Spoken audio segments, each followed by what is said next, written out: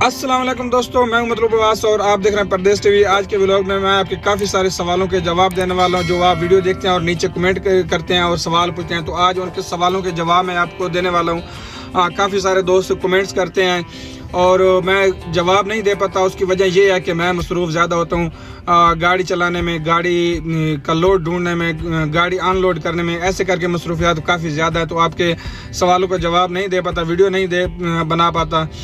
Comment में आपके पढ़ लेता हूँ, लेकिन सोचता रहता हूँ कोई टाइम मिले तो मैं आपके लिए वीडियो बनाऊँ। अभी थोड़ा टाइम मिला है तो आज आपके सवालों का जवाब देने वाला हूँ। हमारा एक सब्सक्राइबर है अहमद गुज्जर भाई साहब, तो आज उनके सवालों का जवाब देने वाला हूँ। सवाल भाई ने 4-5 कर दिया, तो आज बारी बारी इनके 5 सवालों का जवाब दूंगा और भी कुछ सवाल ऐड कर दूंगा। अच्छा, भाई ने पहला सवाल लिखा है, अस्सलाम वालेकुम, क्या हाल है भाई साहब? अस्सलाम वालेकुम। वालेकुम सलाम। सऊदी में कौन सी गाड़ी रीसेलिंग अच्छी है? भाईजान, जो सबसे ज़्यादा रीसेलिंग में गाड़ी सही है वो एक्ट्रेस है, और अब मान भी उस लेन में आ रही है, मान ट्रक भी उसी कंडीशन में आ रहा है, क्योंकि मान गाड़ी भी ज़बरदस्त सेल हो रही है। गाड़ियाँ जब से महंगी हुई हैं उस दिन से मान की मार्केट भी अच्छी हो गई है और इसकी रीसेलिंग बहुत ज़बरदस्त है। मान ट्रक और मर्सिडीज़ एक्ट्रेस। अच्छा, कौन सी गाड़ी, दूसरा सवाल है भाई का, कौन सी गाड़ी की डीजल एवरेज अच्छी है? गाड़ी की एवरेज जो है सबसे अच्छी जो गाड़ी की एवरेज दे रही है वो एक्ट्रेस है। एक्ट्रेस बहुत ज़बरदस्त एवरेज देती है, और MP4 जो ऑटो गाड़ी है उसकी बहुत ज़्यादा एवरेज अच्छी आती है, वो डीजल मुनासिब खाती है।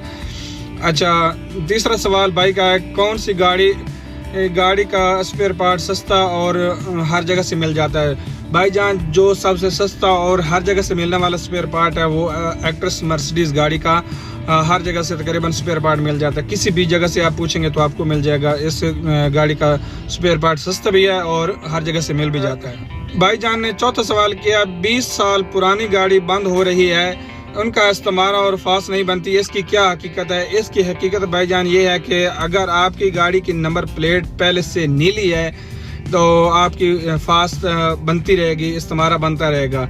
ये अगर आपकी गाड़ी की नंबर प्लेट पीली है, यानी आप पीली नंबर प्लेट में चला रहे हैं, तो फिर आपको नंबर प्लेट इसको तब्दील करवानी पड़ेगी, उसको नीला करवाना पड़ेगा, तब जाके आपको फास्ट भी बनेगी, आपकी तमीन भी हो जाएगी, आपका इस्तेमाल भी निकल आएगा। तो ऐसी बात नहीं है कि गाड़ी बिल्कुल बंद हो जाती है, ये सेल भी हो जाती है। काफ़ी सारे हमारे दोस्त जो लॉन्ग रूट पे चलना चाहते हैं, जो दाखिली नहीं चलते, लॉन्ग पे चलते हैं, तो वो गाड़ी को सेल कर देते हैं। तकरीबन 1 साल जब रहता हो, मसलन अगर 2006 मॉडल गाड़ी बंद हो रही है तो उसको 1 साल पहले सेल कर देंगे। काफ़ी सारे हमारे दोस्तों ने ऐसा किया भी है और गाड़ियाँ भी ली हैं।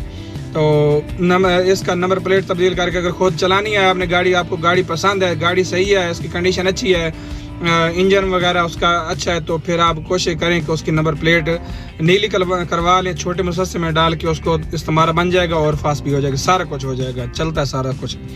अच्छा, 5वां सवाल आपका है, बेस्ट ऑप्शन कौन सा है? गाड़ी कफील के नाम पे रखनी चाहिए या मकतब पे?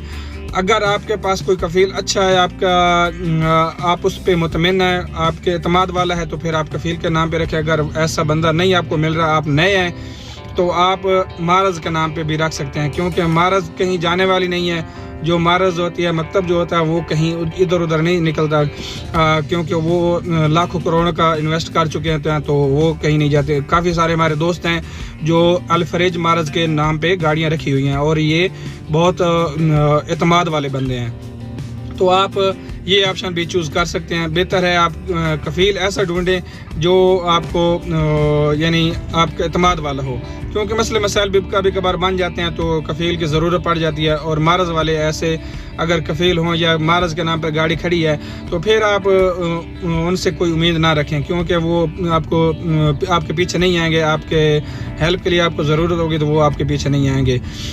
ये उनका मसला होता है, क्योंकि वो अपना बिजनेस, अपना कारोबार छोड़कर तो आपके पीछे नहीं आएंगे।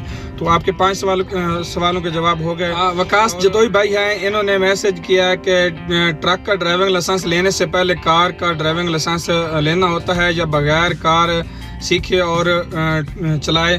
वैसे ही ट्रक सीख कर ड्राइविंग लाइसेंस ले सकते हैं, जो मिल सकता है।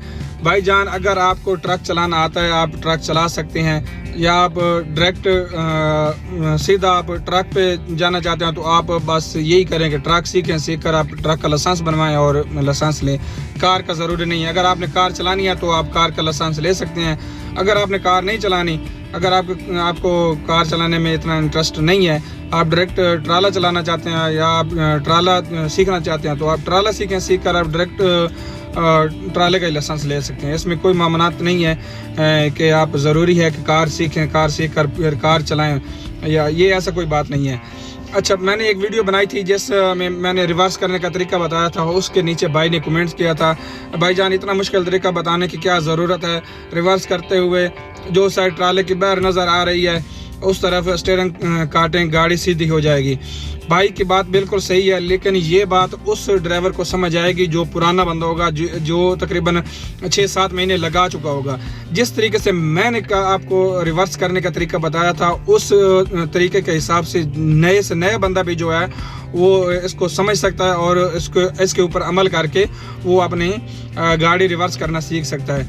आपका कमेंट सही है, लेकिन मैं आपको गलत नहीं कह सकता, क्यों आपने सही तरीका बताया, लेकिन जो नया बंदा है उसको आपके हिसाब से, आपके बताए हुए तरीके के हिसाब से उसको समझ नहीं आएगी। इसलिए मैंने अपने तरीके से उनको समझाया, क्योंकि आप समझा रहे हैं ट्राले की जो पीछे वाली कोना होता है उसके हिसाब से, मैंने समझाया ट्राले के आगे वाले कोने के हिसाब से, क्योंकि ट्राले का आगे वाला कोना बिल्कुल नज़दीक होता है और शीशे में बआसानी आप देख सकते हैं। इसलिए मैंने आपको, या जितने दोस्तों ने वो वीडियो देखी, और वो वीडियो माशाल्लाह काफ़ी सारे लोगों ने देखी, तकरीबन 45,000 के करीब लोगों ने वो देखी है।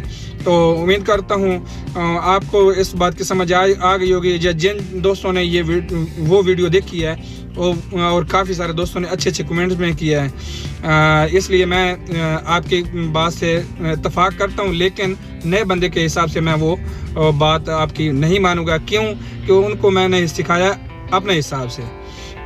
तो आपका शुक्रिया, आपने कमेंट किया, मैंने आपका कमेंट देखा, लेकिन मुझे इस बात पे आपके साथ इत्तफाक नहीं कर सकता, क्यों कि जो तरीका मैंने बताया, मैंने वो तरीका बताया बिल्कुल नए बंदे के लिए।